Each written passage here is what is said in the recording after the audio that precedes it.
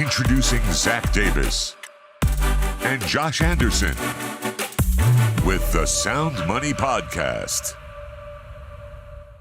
Hello, and welcome to this week's episode of Sound Money, Sound Principles, the Believers Podcast. My name is Josh Anderson. I'm glad to be with you today. Here alongside me, my co-host, Zach Davis. How are you today, Zach? Good. Hey, what's up, everybody? How's it going, Josh? Man, I'm doing awesome. It's great to be here today. Man, we got some exciting things to talk about, Zach. This topic that we're about to dive into today is something that a lot of listeners have been wanting to know. It's a question that you and I get all the time. No matter whether we're speaking at a college that wants to know a little bit more about entrepreneurial principles, or whether it's in one of our companies where there's thousands and thousands of salespeople around the country and around the world, this is a question that we get asked a lot.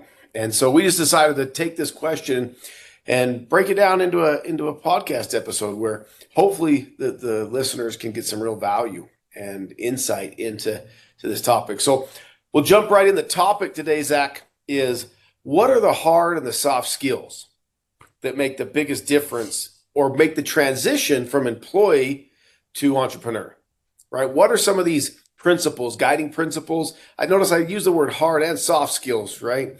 That make a difference when you're going to make a transition from, let's say, being an employee to owning your own business for the first time, starting your own business, or maybe dabbling in what we like to say is a part-time opportunity to launch yourself into an entrepreneurial endeavor. So, Zach, why don't you take it away for a few minutes on what are some of these principles or these ideas or things that guide us when it comes to, hey, if I want to be an entrepreneur, but what do I got to do? What kind of philosophies and or skills do I need to maybe change in my life? Yeah, it's a good question. And it's a question, like you say, that we get a lot, right? And we work with a lot of people who are, they're entrepreneurial minded, right? They want to be an entrepreneur, but not everybody is born with that skill set or has had that skill set modeled for them, right? They haven't seen maybe someone in their household. They haven't grown up with a parent who was an entrepreneur. So some of the things that I've noticed that people really struggle with when they want to be an entrepreneur is number one, people have a really hard time with this idea of getting paid for a certain amount of hours, right? So when you think about as an employee, usually you sign an employment contract. And that employment contract basically says you're going to work so many hours a week or a month or a year, depending on whether you're getting paid a salary or hourly or whatever, or as a consultant or whatever. But you have to trade your hour for $1. And so that's the thinking that most people have. So like, okay, so if I go do this task, I'm going to mentally clock in or physically clock in. I'm going to work for this certain period. And then as soon as that period's done, I expect to get paid. Well, that is wildly different than the way an entrepreneur operates. So as an employee, you go, okay, I'm worth $20 an hour, $15 an hour, whatever. So I have this expectation that if I spend an hour, I'm going to make $15. And the really cool thing about being an entrepreneur though, Josh, is you don't have to get stuck in that box, right? Because your hour is valued based on the value you offer the world, not the time. Right. So one of the things that I think most people have a hard time with is this idea of I might have to do some work and I might not be able to quantify the amount of money I make per hour. Right. So instead of getting up in the morning and thinking, okay, I'm going to go to work for 8 hours, I'm going to make this much money. You have to get up and go, okay, I'm going to provide this much value to the world and I'm going to find out how much value that's worth, because the world will pay me for that value. If you're producing a product, or if you're giving somebody your time, consulting, doing a project, a service, whatever it is, the world will tell you what it's worth. And so that's one of the, I think, really hard things that people deal with when they're trying to transition from being an employee to an entrepreneur, is changing that mindset that you just got to go out there of the world and see what it's worth. And then nobody's going to get you up in the morning, right? As an entrepreneur, there's no boss that's like, hey, you come late, you get a pink slip. You miss a day, you get a pink slip. It's all on you. So the discipline of being a self-starter is really huge for an entrepreneur. There's nobody except for your bank account and your debtors, the people you owe money to, that are holding you accountable. And even those people aren't going to tell you, hey, you got to get up at this time. You get an hour for lunch. You can go home at this time. They're just going to say, I need paid. I don't care how you get the money, but you owe me money. So go figure it out. So I think those are probably two of the biggest things that people struggle with, outside of probably number one is fear. And we covered fear pretty extensively in a previous podcast. If you missed it, you can go back and listen to it. But once you overcome the fear of just starting, I think those are two big things that people really struggle with. Yeah, I think, Zach, I love what you said there about time versus money, right? Like that's a principle that everything in the world, in the employee world, ties time, hours, to productivity and to money. And that's really just not the way that an entrepreneur works, right? There is no relevant correlation between those things. They're actually decoupled 100% in the entrepreneurial relationship. As you said, value is what determines whether you make money or you don't make money. It's how much value you add to the world. And then once you add that value, is there enough margin, profitable margin, to work to have the business work? And those things have very, very rarely do they tie to time. Yeah.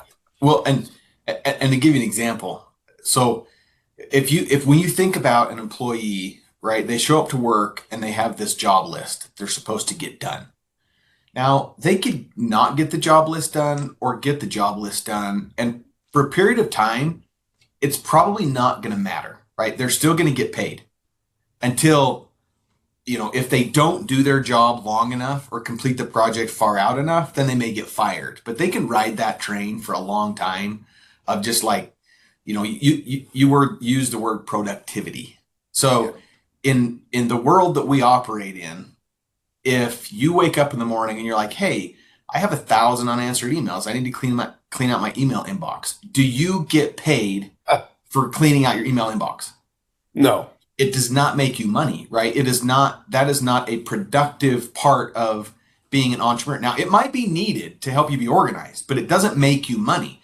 If I'm an employee and I get up in the morning and I have an email account that my company pays for, and I go to work and I spend the first hour, 2 hours cleaning up those 1,000 emails, do I get paid for that?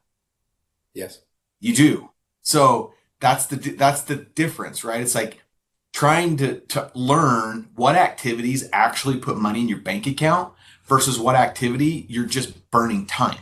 So as an entrepreneur, you have to really start thinking about, for example, if you're in sales, most salespeople are actually sort of entrepreneurs and some of them don't realize it, right? But if you don't go make the sales call and you don't get in front of a customer, you don't make the commission. So you could clean emails all day long and you're not going to make any money until you send an email to get an appointment, right? Or get in front of a customer or give the presentation or make a close or deliver a product.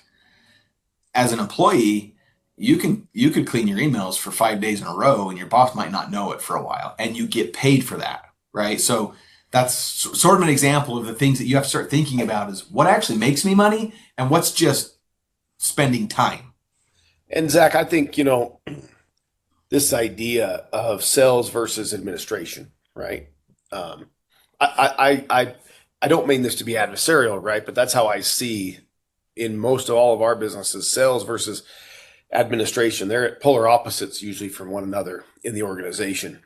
The day-to-day tasks fall under administration that have to be done. That's accounting, that's customer service, that's shipping and receiving and all those things, right?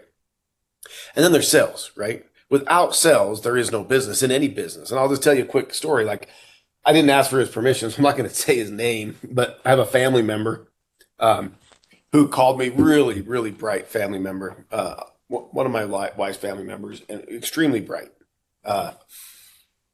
and has his own business, started his own business a few years ago, and does a lot with robotics, okay? Robotic design, robotic installation, robotic sales. He called me a few weeks ago, and he was very sincere in his call. He said, "I've built this robotics setup a few times now for a few different major manufacturers, and I've installed it. And I really think that if I just mass produce some of these, that thousands of companies would want it, right?" And he's really excited about it. And I listened to him. I went, that is really awesome, right? It's a great idea. Then he said something to me. He said, I just don't know how to sell it. And I shared with him, I said, boy, if you can't figure out that part of the equation, it'll never succeed. Right? So what matters most, there's millions of great ideas in the world, but if you don't go sell it, if you don't go share it with someone and someone doesn't pay you for it, it never gets off the ground. And in his case, he has an amazing idea and he's proven it now 4 or 5 times, this piece of technology, and he knows that he can mass produce it. The challenge is he doesn't know how to get in front of the customer. And at the end of the day, that's the job of all entrepreneurs. Even if you think you're not a salesperson, and even if you want to say, I don't know how to sell or I hate selling, you got to get the basic skills of sales. If you're going to leap off the diving board at any point in your life and start your own endeavor, in this case, this gentleman with robotics, you're going to have to leap off and you're going to have to go make the sales. You have to get in front of the customer. Now, there's 2 approaches to this. Approach number 1, if you are ultra wealthy, which by the way, I've yet to hardly meet very many successful entrepreneurs who start out ultra wealthy, right? But if you're wealthy, okay, you can go hire all of the things I'm going to talk about. You can go hire a sales staff and a marketing staff, and you can fumble around because they're not going to have the same passion you have. It's yours, right? And they're going to go be the employee, and they're going to punch a time clock, and they're going to go try and make sales for you. It may or may not work. 9 times out of 10, it does not. But scenario number 2 is more often the case. You have a good idea or someone you know does, and you go to start it. Someone has to go make the sales. And who better equipped than the person who has the passion and all the skin in the game to go share it and make the sale. So in this case of this family member, I said, you're just going to have to go, you are going to have to go see if the market wants your mass-produced robotics project. You're going to have to go get in front of the suppliers, in front of the packaging houses. You're going to have to go get in their place. And he was terrified of it. Like his gut hurt over it. And I thought, well, you're just going to have to get over that. Or that idea is never going to see the light of day. Because at the end of the day, sales matter most. And I'll even say this, I'm going to ask you the question. We see this all the time with entrepreneurial startups, new companies, or you and I, for the listeners, you and I have spent a lot of time in the referral marketing game, right? In the network marketing space, right? We've made amazing contacts in that space. We've done very well in that space in lots of avenues. In that space and in other organizations that are startups, what would you say, Zach, is the biggest detriment after a person launches those companies? Let's say a network marketing company, a downline, or they launch a brand new business. What is the most important thing in the beginning, and what is the thing that they often get rid of first? I'm going to see if you think the same as me. That's a great question. I think it's I think it's the same in traditional business as it is even in that space, and that is number 1, someone has to sell a product. Yes. Right? You have to get in front of a customer. So when you launch a business, any business, whether it's direct sales, whether it's we built a trampoline park. Yeah. We had to have someone come through the door. We had to tell people about it. So the sales arm, whatever that is, to me is the most important part. And then everything else comes in after that. And in direct sales or referral marketing, that's you for a minute. You have to go tell people that you're now in business and that you have a product.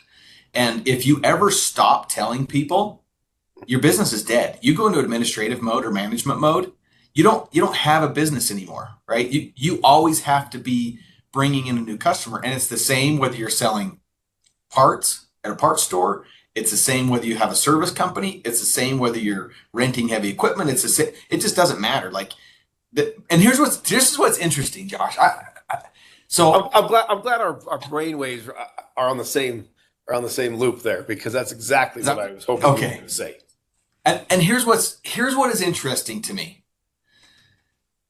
And I can see maybe some of the thought process behind that, because really good salespeople, Josh, are actually really difficult to manage. And sometimes they're not fun to be around because they're good at what they do, but they're also expensive. Mm-hmm. And so what happens a lot of times is when companies get in trouble and they don't have the margin there anymore. It's always interesting to me. You go back to 2008, and here in another year or so, we're going to do it again. Like, I'm just predicting it. It's going to happen. Oh, it's coming down the pipe. How does that? You're pretty generous in a year or two. Yeah, I mean, it's got to be coming quick. Okay, when all these companies go out of business again, and we have a major economic crash, the first person that these companies let go are their salespeople. And they keep their engineers, they keep their accountants, they keep all these people. Now, I'm not saying those people don't add value, but what I am saying is, if the sales guy doesn't go out and sell a job, the engineer doesn't have a job to build, to design, right? The architect has nothing to draw up. The accountant has no money to count. There's no money to allocate or move around to accounts or pay bills or receivables, all those types of things, right? If you don't have the sales guy out there making sales, your company dies. But yet, a lot of times they're the highest paid, which is why probably companies do this. But they always cut their salespeople first. It doesn't make sense to me. Like, I would cut my accountants. Who cares if I know how much? I mean, don't count the money for a minute. Just get it in the door. Just get it. Right? You have to survive. It's always been interesting to me. I'm glad you brought that up, because two things. One, I was thinking, for the listeners that are out there that are going, man, I've always wanted to do something on my own, right? I've wanted to do that. They just feel trapped. They feel like a bird in a cage, right? Like I can understand it. I felt it before. So you're listening, you feel like a bird in a cage, and you're going, I want to do something on my own. I'm here to tell you, you don't have to follow a path that we've followed, but at the end of the day, I believe the path that got us into entrepreneurship is one of the greatest out there, and that is start a part-time business. Like, start something that you can do nights and weekends. Like, I mean, most people get off at 5 or 6 at night. They're back home. There's a lot of really productive time every evening to use. And I would say this, right? I always tell everyone, if you're really wise, you'll get involved in something that you can sell, where you can get paid a commission. Now, it just so happens that for me in my life, the greatest wins I've ever had in that were in the direct sales space, right? Yeah, it just so happens that you and I are partners in the company that's one of the fastest growing MLM companies in the world, based in real assets, right? It's a non-traditional MLM company based in real assets, gold and silver. Yeah. But that doesn't mean that's where you have to go if you're listening, right? The point is, you got to do something to get started. And my experience has always been, when you can stand in the middle of a sale, you can make a sale and earn a commission for that sale. That is the most profitable money you will ever make in your entire life. Somebody else is already taking 90% of all the risk. They've got the inventory. They got the man, it makes me a little sick thinking about it. They got the hundreds and hundreds of employees. Don't start thinking about it. That are out there, that are I was too. Service and shipping and receiving and marketing and sales and events. And they take all that risk for you, right? Whether it's ours or someone else's, I don't care. But allow someone to take that risk for you and get the skills. If you don't have sales skills, you should really go develop them. And the best place to develop those is in that kind of an arena, or standing in the middle. We live in a time where you can stand in the middle of a transaction like never before. You can go buy an item, resell it online or in your local farmer's market or in your local community like never before, right? And my point is, there, in that process, you will gain the skills necessary and the context necessary to almost have this stepping stone approach. That's how business works. You just take one rung on the ladder each time you get involved in a new endeavor, and then pretty soon it becomes easy. Like, you're an entrepreneur, and it's easy to start businesses, and it's easy to do business because you've been doing it. And second, Zach, as you were talking about, I go back in time a few years ago. There was a company in our community who they were just killing it. And again, I didn't ask their permission, so I'm not going to say their name, but they were just killing it. I mean, crushing it. They had hired all the salespeople. They didn't go out and really sell their product. And they'd hired salespeople, and the salespeople did a fabulous job. And all of a sudden, the market kind of changed, right? Like, they got some market penetration, market saturation. And because of that, their sales went, I still remember the number. It went from $20 million a year in sales, and it dropped down to $12 million in sales. And man, all the owners, the three owners and the executives, they panicked, right? They weren't the sales force, One of them was the accountant. One of them was the operations manager. And it was a family-owned business. And the first thing they did, they had two dynamic salespeople. These dynamic salespeople had made them millions over the previous 5 years. And the first thing they did is, well, we can't pay them $500,000 a year anymore. They were getting paid commission, right? Mind you. And they let him go. That company is like a shell of itself, right? It's like nothing left of it, right? It's doing $500,000 a year total in sales. I ran into one of those said owners, this past fall. And I said, I almost said his name. You know what might have been your downfall? I was trying to bait him. And he said, what? I said, when you got rid of your sales team. And he stopped me. He says, no. A company is only as good as its product, its owners, and its management team. He and I got into a lengthy debate. Now, his company doesn't really exist anymore. We've been lucky enough to have multiple companies that do over $500 million a year in sales, right? Like, philosophically, he is dead wrong. Oh, 100%. Dead wrong. There's nothing to manage, Josh. Nobody's bringing you anything in the door to manage, right? You can have a great management team, and they're important, right? And they fill a role. But if nobody's generating sales, you're DOA. Yeah. It ain't happening, right? You're Someone has to generate the sale. And I'll give you your first point there. Let me give you an example that I think is really interesting. People want to be entrepreneur, and usually they have an idea, right? Or a widget that they want to produce or a service they want to provide. But the risk scares them to death of the capital that they have to go put up, or they can't get enough money, or right. I just had a guy call me yesterday, in fact, asking for $50,000 as an investment and promised me he'd double my money in 2 weeks because this is going to be such a great deal. I'm like, okay, I've been around the block, right? And I'm a gambler. So like, it was hard to say no, actually. But I'm like, no, it's just throwing good money after. It ain't gonna work, right? So I have a industrial space that's what is it, like 12,000 square feet, and it's broken up into 3,000 square foot and then a 6,000 square foot bay. I have a company in one of the spaces right now that just sent me an email last week and said, hey, can we get out of our lease? How long do we have to have? This isn't working anymore. Well, they're paying me $2,700 a month for this space. They've got it's like a Nerf gun dart arena, right? Recreational thing. So they've spent all this money. I don't know how much they've spent. It's really nice in there. They got a ton of guns. I mean, maybe $30,000, $40,000, but that's a lot, right? For an entrepreneur startup. And they have nobody. They don't know how to market, and they don't know how to sell. They got nobody coming through the door. And the problem is they've spent all this money, so it was super high risk. They saddled themselves with a lease that's a year. Now I'm going to let them out, right? Because to me, it's like, it doesn't matter. I'll just find somebody else and they can go, they're a nice couple. If they were jerks, maybe I wouldn't let them out. They're a nice couple. But so you have that model where it's like you go invest all this money, you have a location you have to be at, you've got to do all the marketing and pay for all the infrastructure, and you have to pay for the utilities, and you have to pay for the Nerf guns and everything you have to do. And so you have this huge risk with very, very little return, and you're hoping to get the return over time. Or, you look at the direct sales industry for marketing. I know for some people that word's taboo, but I'm telling you, like, if you want to learn how to go from an employee to an entrepreneur, I don't know of any better industry that will teach you with almost zero risk. I mean, we're talking, you may have to pay for a product monthly that might be anywhere from $59 to $200 a month. That's drastically different than $2,400 a month, right? In a lease that you're stuck in for a year, and then have to go pay $20, $30, $40, $50, $60, $100,000, $200,000 for all the equipment up front. And then the risk of, if it doesn't work, you have to make those bank loans.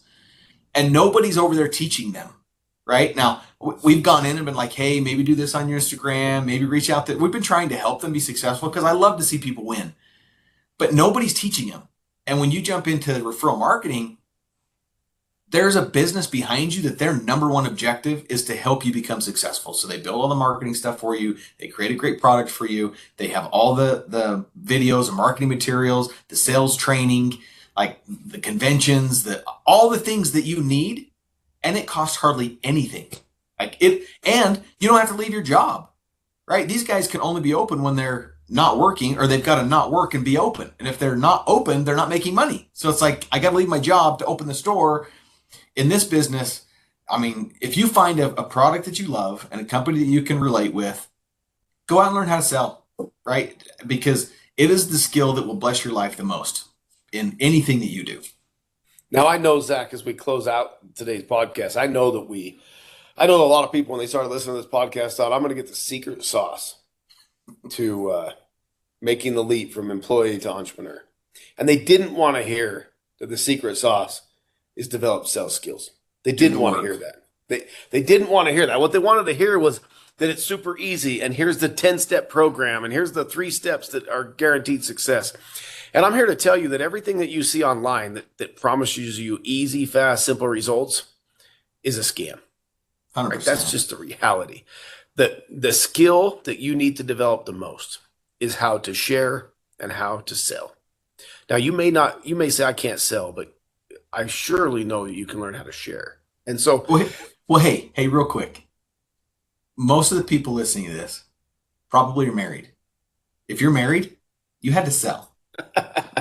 If you have children, well, Zach, you had to sell, right? I mean, if you have relationships, you had to sell. If you went out last night with your buddies and you went to your favorite restaurant, you had to sell. If you went and did your activity that you love versus somebody else's activity, you had to sell. You sell every single day. There's just no money coming in for it, so you don't get freaked out about it. You're selling every day. And that's a true statement. We all are every single day. And I would just say this, right, as we wrap up today. Sales is the most powerful thing. But I watch way too many people get a taste of it, put away their fear, do it out of crisis, whether it's for a traditional business or a referral marketing business. They make sales and they make money. And then they go, wow, this is awesome. Now I'm going to not make sales. And they stop making sales, and no matter what, I don't care what business it is, it's going to erode and it's going to go away. The key, the lifeblood to any successful business is a constant drip of new sales. It's the lifeblood of it. And it's the very thing that we love about all of our business is how do we continually get in front of new eyes? How do we continually get where new people get to see what it is we're doing and involved in? Because typically that's where real change happens. And so, Zach, I'll give you the last word today as we close out this week's episode on the secret to transitioning to an entrepreneur is sales. Yes. So the last thought here, if you want to make more money in your company and you're an accountant, you're an engineer, you're an architect, you're in customer service, you're in shipping, you're in whatever, go learn to sell and then do your job thinking about sales. I'll give you an example. If you're in customer service and you talk to someone and you know how to sell, you'll get them to stay on the product or buy another product and solve their problem. If you're in shipping, you'll be thinking, hey, what could I do as I send this package out that might motivate this person to make another purchase at my company? If I write them a little note and say, thank you for your purchase, guys, that's sales, right? That is helping a customer want to do business with your company. So whatever position you are as an employee, you need to sell in your organization. You will become extremely valuable to your company. They'll want to keep you. They'll want to give you a raise. If you want to be an entrepreneur, okay, here's the secret. You said they all wanted a 3-step process to learn how to make more money, right? Be an entrepreneur. Here it is. Give it to me. So the number one skill is sales. Here's the 3 steps. You have to go learn how to sell. So step number 1, do the work that's required. Step number 2, do the work that's required. And step number 3, do the work that's required. Like, it's just work, right? You'll pay a price. But when you pay the price, value comes back to you. You can't get value from the world if you don't give value to the world. You've got to make yourself more valuable. Do the work. Do the work. That's it. It's that simple. So we appreciate everybody today joining with us on the SoundMoney Sound Principles podcast. We can't wait to see you next week as we dive into next week. Our next guest, Zach, is pretty awesome. I'm really excited about our next guest. He's one of the most intelligent men I've ever met in all my business travels on earth. And so we look forward. Make sure you listen to the next episode to get a chance to find out who that is and what he might share with you. So everybody have a great week. Talk to you soon. Can't wait to see you next week on the Sound Money, Sound Principles Believers podcast. All right. See you, everyone.